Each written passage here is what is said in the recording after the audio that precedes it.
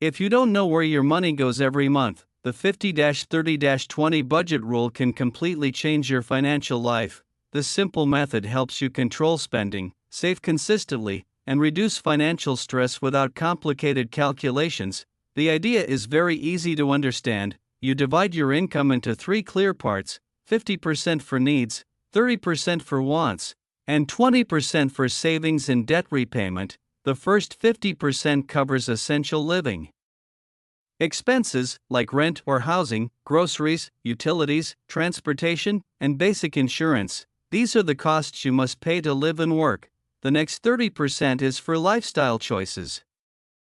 This includes eating out, entertainment, shopping, subscriptions, and travel. This category allows you to enjoy life without damaging your long-term finances. The final 20% is the most powerful part of the rule. This money goes toward your emergency fund, investments, retirement savings, or paying off debt. This is the section that builds real financial security over time.